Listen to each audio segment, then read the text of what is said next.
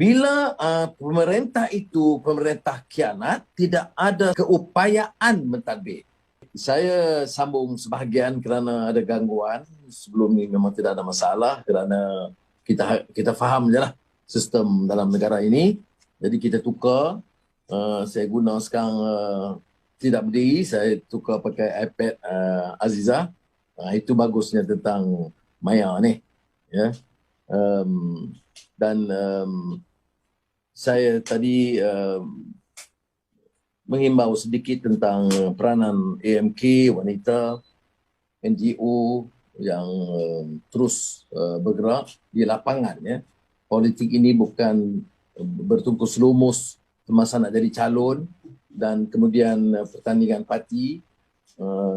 Kita banyak pengalaman dalam itu, tetapi bila keadaan biasa sekarang, kurang kita menyempurnakan tugas. Oleh itu, saya minta teruskan kerja-kerja kebajikan. Kita sebenarnya siapkan foto dan slides di mana wanita, Angkatan Muda, NGO dari Sarawak, Sabah, Perlis yang menyempurnakan tugas mereka, turun ke lapangan membantu rakyat. Ya. Tetapi keadaan sekarang tidak mengizinkan. Kita faham ini perkara kecil, sekurang-kurangnya kita boleh lalui. Saya ada pengalaman dulu dalam rejim terdahulu, di mana bila kita nak berucap, pasukan polis datang diarah untuk rampas mikrofon. Itu lagi teruk. Ini kurang-kurangnya dia tak boleh rampas, diganggu sedikit saja. Perkara biasa. Tapi saya sebut tadi tentang lagu Melayu klasik. Ini gambaran sekarang ini, kalau kita dengar lagu Sayang Disayang ni, iaitu dahan jatuh ke atas batu kuburan. Sayang disayang. Ingat, dahan jatuh atas batu kuburan. Banyak yang mati ni. Ya. Ibaratnya kapal nakhoda, kapal yang tidak berhaluan, sayang disayang. Ya. Kerana ini gambaran dalam negara kita. Kita ada malapetaka COVID-19, cara menangani itu hiruk pikuk kelam kabut, menteri bercanggah sama sendiri, sama-sama nak tunjuk mereka hebat, ada kuasa, buka sana tutup sini, untuk rakyat lockdown, PKP, untuk peniaga-peniaga ada yang boleh, ada yang tak boleh. Jadi keupayaan mentadbir. Bila pemerintah itu pemerintah khianat, hilang keabsahan dan legitimasi, maka dia bercemprak macam inilah. Dia mahu kuasa tetapi tidak dapat menyempurnakan dengan teratur dan baik. Ya, kesannya ialah derita rakyat bertambah.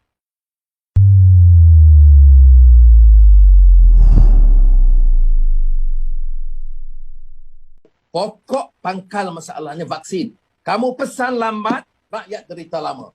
Kamu pesan lambat, rakyat tidak dapat vaksin, mati lebih ramai. Jawab kamu, ini takdir. Betul takdir. Tapi Allah SWT berikan ikhtiar. Inilah kita kupas sedikit tentang keadaan COVID. Ya. Saya kurang pasti sama ada kita dapat, saya dah sediakan slide mutakhir.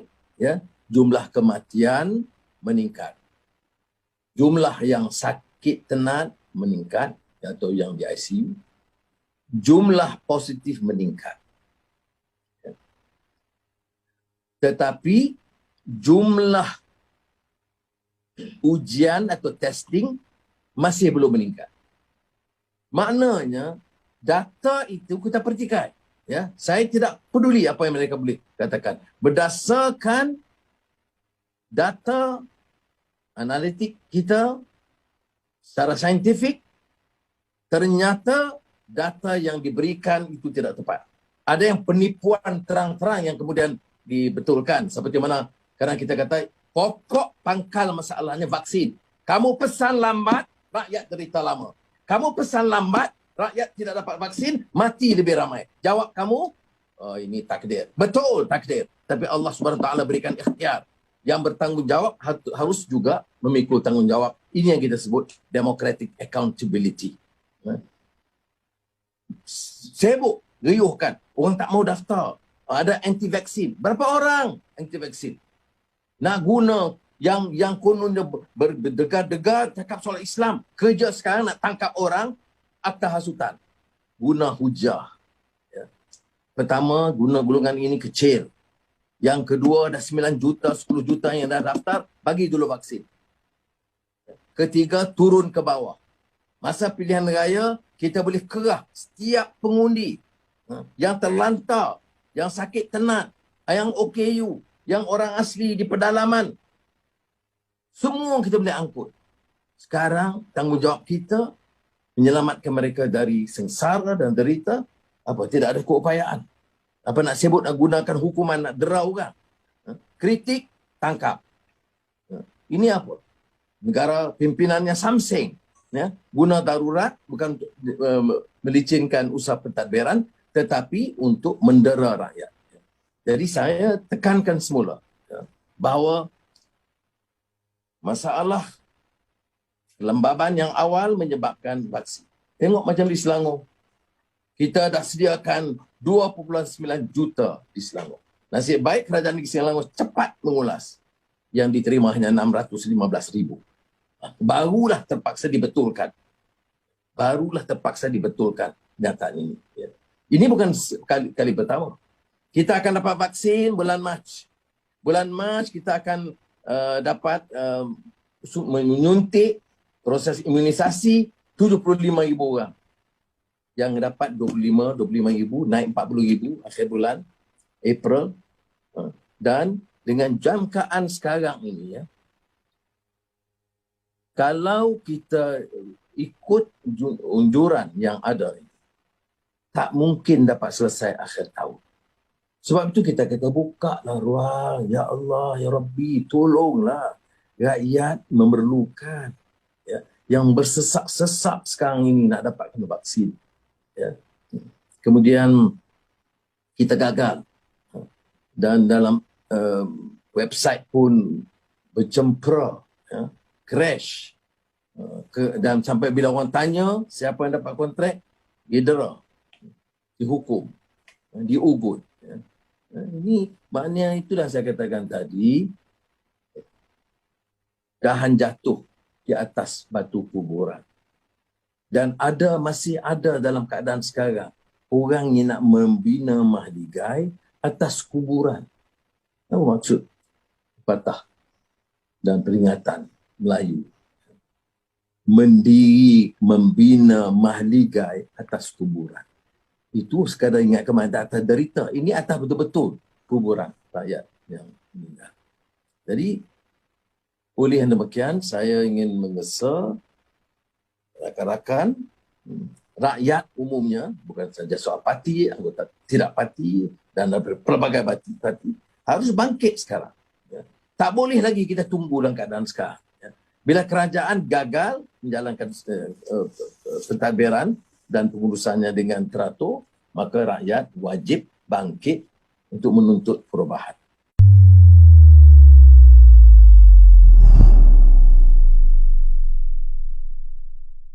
Yang menggunakan umpamanya kepentingan dasar Bumiputera, memperkayakan diri, anak-anak dan saudara dan kroni, tapi juga menyatakan bahawa kita tidak boleh salah bulan puasa. Saya rumuskan sebenarnya tentang keperluan kita bekerja dan pastikan kesepakatan dan musyawarah kita itu berkala di semua peringkat dalam Pakatan Harapan dan juga dengan mana-mana lingkungan yang bersetuju dengan prinsip ini, iaitu good governance, tata kelola pemerintahan yang baik, sikap tegas tentang pembantaran rasuah. Tak payahlah war-war tentang orang itu rasuah, orang ini rasuah. Saya lihat ini, banyak juga perasuah-perasuah besar dengan kekayaan berbilion ringgit yang juga berbicara soal rasuah. Yang menggunakan umpamanya kepentingan dasar Bumiputera, memperkayakan diri, anak-anak dan saudara dan kroni, tapi juga menyatakan bahawa kita tidak boleh salah bulan puasa. Jadi oleh demikian, kita patut bersedia memulakan babak baru dengan pendirian yang sangat tegas. Kemudian kita kena fikir soal semua. Orang Melayu ini umumnya, walaupun dikatakan dengan dasar sama orang Melayu, kadang-kadang beberapa intelektual bukan Melayu ini dia asyik mengatakan Semua ni salah dasar Pro-Melayu. Tak pernah saya dengar bahawa orang yang sama itu bicara bahawa derita Melayu dan Bumi Putera, baik di Manik Urai ke Kapit, itu kurang kita dengar. Jadi kalau dengar tu lunaklah sedikit, dia kritik dasar. Tapi di samping itu, dia prihatin tentang derita rakyat. Kemudian juga pembangunan wilayah. Kita lihat sekarang ni timbul lebih banyak kegusaran daripada saudara-saudara kita di Sabah dan Sarawak. Kerana mereka tidak terasa bahawa dasar pemerintahan dari Putrajaya ini cukup prihatin selain daripada gimmick politik nak selamatkan kuasa.